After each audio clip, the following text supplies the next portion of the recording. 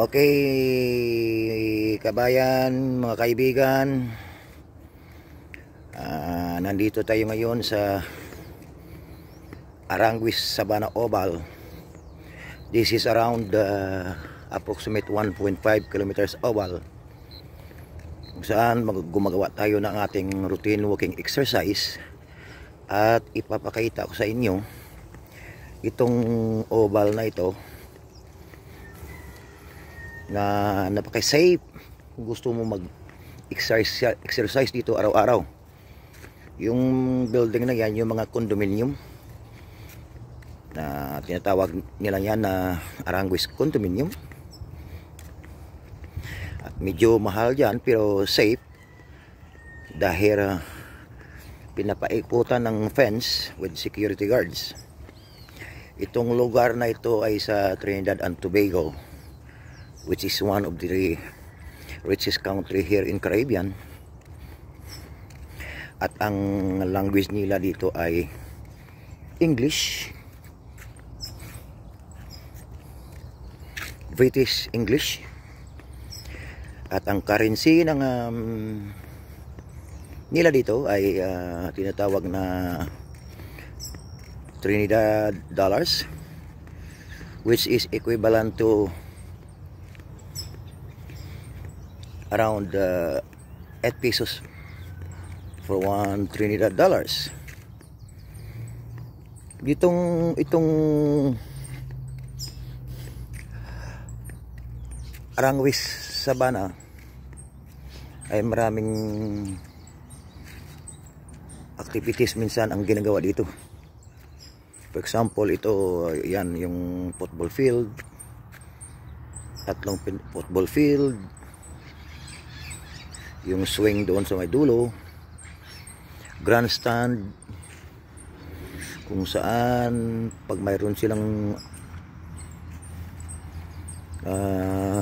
special occasion na ginagawa, for example may liga ng football, dyan sila nag-assemble at ginagawa rin nila yan minsan sa pag-celebrate ng kung anong klaseng celebration dito during holidays. Itong lugar na ito, Trinidad and Tobago, ay napakaraming holidays, lalo na pag carnival, which is at the second week of March or sometime third week of March, which is 2 days celebration, Monday to Tuesday, ay dinideclare ng gobyerno na holiday at napakaraming turista.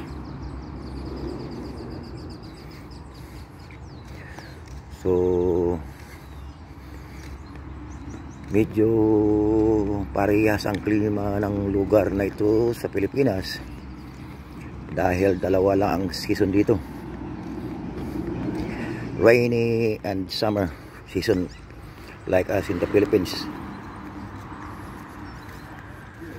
At ang maximum temperature dito during summer is only 36 degrees centigrade. Halos magkaparehas. Ayan yung priority bus route. Exclusive yan sa mga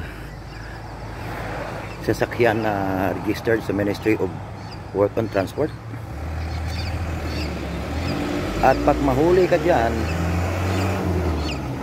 na wala kang sticker or hindi registered sa Ministry of Work and Transport, multa ka ng $300.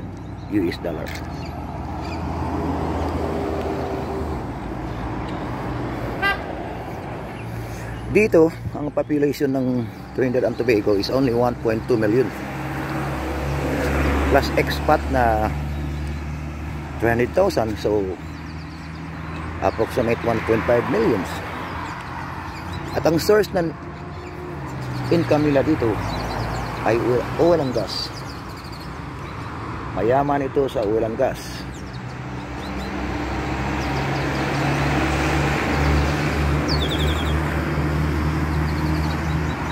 And then we have the plate flakes, yung minahan ng asfalto.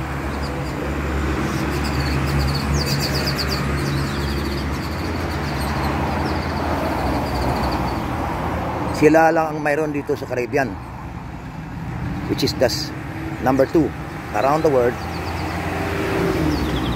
At ang yung una ay yung US.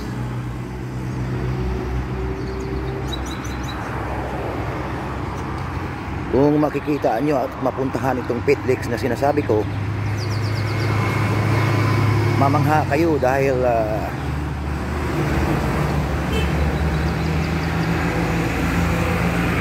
pag i-park mo yung sasakyan mo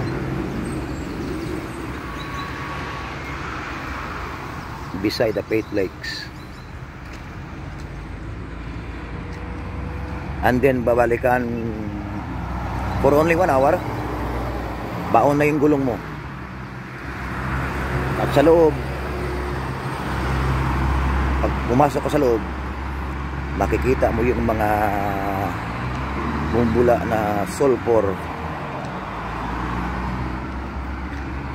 na pwedeng igamot sa mga eksema natin kung meron tayo.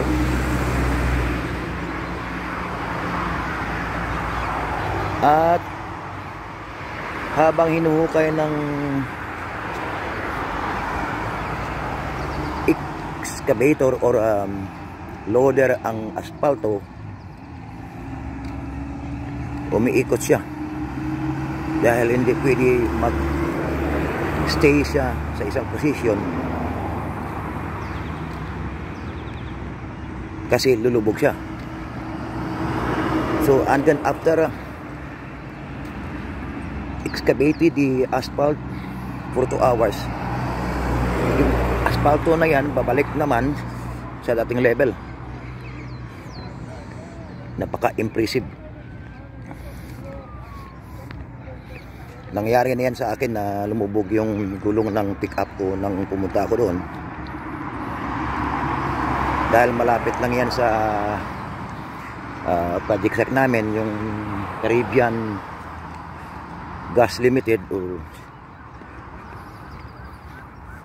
kung saan yung main contractor ay Mitsubishi at yung company namin ay contractor siya sa substation at sa mga IMWAS building, kung saan yan story ng mga catalyst, yung mga chemicals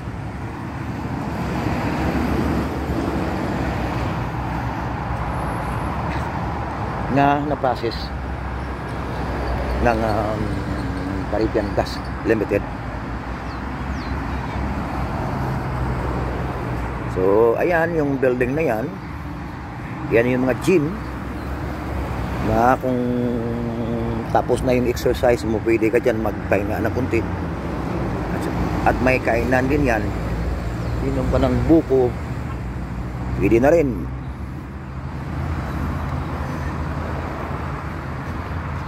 So yan lang mai-share ko sa inyo mga kabayan dito sa Trinidad and Tobago, kung saan ako nagtatrabaho bilang civil engineer. At malapit na rin mag-for good, pero at the same time habang kaya pa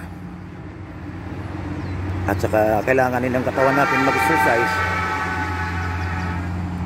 so gagawin natin.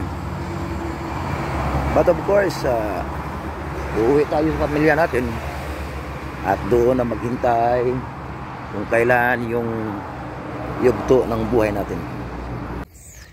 Actually guys, by doing the walking exercise right here in Aranguis Savannah Oval is a bit safer. At this time, if for example You do your exercise around 7 o'clock, where there's a lot of coming in and out, passing inside the savannah, and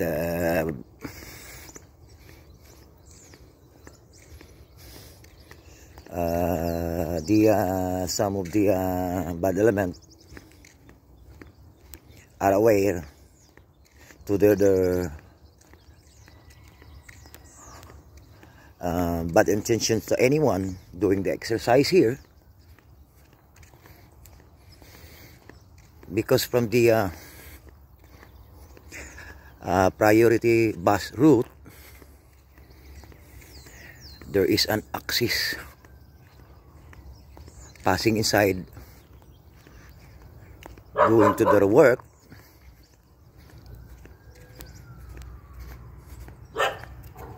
Therefore, it's a bit safer. But you know, Christmas is coming, and we have to be aware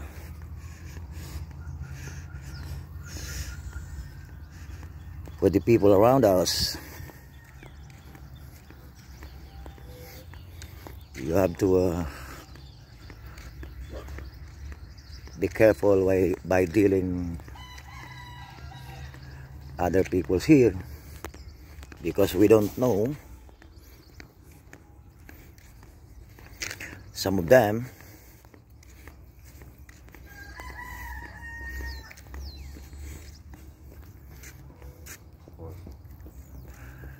are looking for something,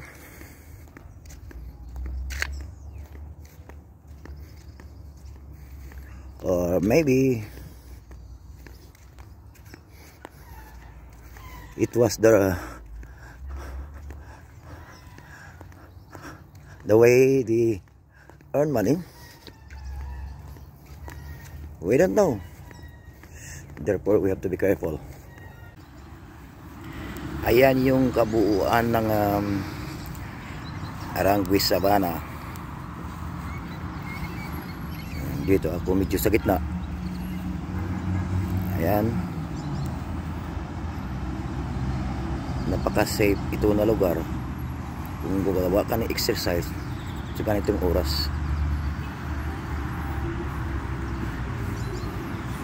Kahit na medyo mainit-init na, pero ang sarap ng pakiramdam mo pagkatapos mo maikot itong approximate 1.5 kilometers oval.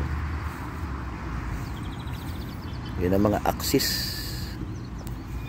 na, ayan ang axis galing sa priority bus route. Kaya medyo yung hold upper dito na tinatawag natin, ewan ko lang kung mayroon dito, pero ang tagal ko nang nag-exercise dito, wala naman.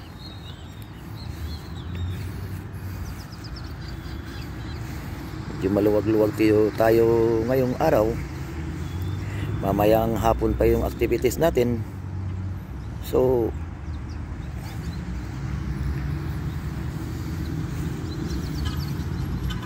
ano muna tayo, enjoy muna tayo ng pag-video ng mga yan Aranguis Savannah Villa yan, at yun ang yung mga condominium.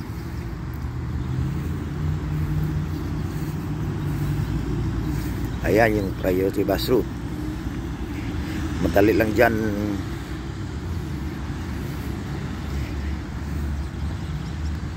darating ka sa iyong patutunguhan kung dyan ka sasakay, dahil walang traffic dyan.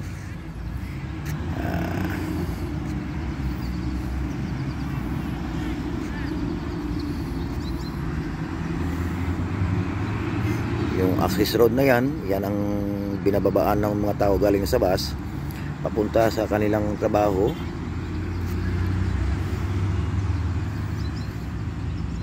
Yung gym na yan, yung saan pwede ka tuloy ng iyong exercise pagkatapos mo ikot dito sa oval, ay yung mga trabahante na yan, yung mga humihila ng mga garbage bag, araw-araw dito yan, umiikot dito sa sabana para lang maglinis. Sa atin sa Pilipinas mayroon rin siguro, pero monthly o di kaya paminsan-minsan lang linilisan. Dito iba, yung mga loan nila, ayan, malilinis yan kasi may mga grupo dito ang gobyerno, yung what they called SCPIP, naka-assign yan sa paglilinis around the city. For example, mayroon silang activities or carnival, so ibig sabihin napakaraming dumi yan kasi kalat yan sa daan. Buong daan ng Port of Spain puno ng mga tao para lang magpanood ng carnival at sa mga turista. So of course marumi yan. Yung mga yan madaling araw bumabanat na yan, maglilinis na yan pag before 8 o'clock AM. Yung mismo city malinis na.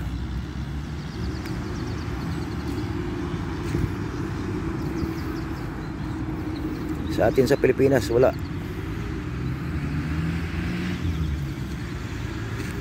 Ayan mga trabaho nila, umpisa sila alas 7 ng umaga, alas 10 o alas 11 uwi na sila.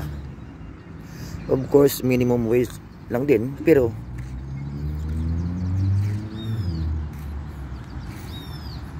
makakatulong sa pamilya nila. At dito sa Trinidad and Tobago, at the age of 60, pag citizen ka rito, automatic may pension ka. Automatic yan. Libre ang medication dito. Kaya kami mga Pilipino, wala kaming problema. Pag mayroong naramdaman sa katawan, punta sa hospital dahil napakaraming nurses na Pinoy at Pinay sa mga hospital. At sila yung best nurses dito. So instead na pipila ka, tawagan mo lang yung kaibigan mo na nurse na kailangan mo magpa-check up o gamot. Punta ka lang sa hospital. Wala nang problema, walang issue at wala pang bayad, libre. Magpa-ultrasound ka, magpa-x-ray ka or whatever. Kahit magpa-opera ka, libre. Hindi, wag lang yung major operation. Pero kahit na, marami tayong kaibigan dito na Pilipino na may mga major operation, libre pa rin. Pero sa Pilipinas, ay sigurado bankrupt ka pagkatapos ng operation. Either makasurvive ka o deadball ka. Ito ang maganda dito kasi ang weather parang Pilipinas talaga. Kaya tumagal-tagal tayo dito ng 16 years. But at the same time, there's no place like home. Uwi pa rin tayo. Probably next year, pagkatapos ang mission dito, kasi may nihintay na ipa tayo na grasya. And then after that, I have no choice but to go back to my family, to my wife, to my parents, because my dad at 97 ay buhay pa.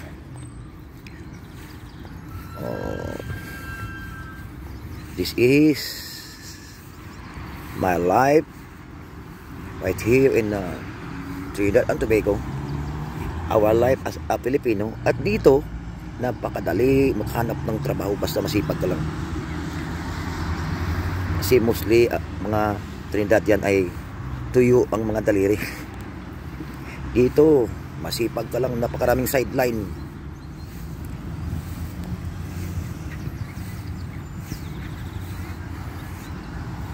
Kaya mga kaibigan, yun lang ang masabi ko. Salamat sa panonood nyo ng aking video. At least may knowledge kayo kung ano yung island ng Trinidad and Tobago dito sa Caribbean, sa Central America. Thank you very much. Good morning sa lahat and God bless.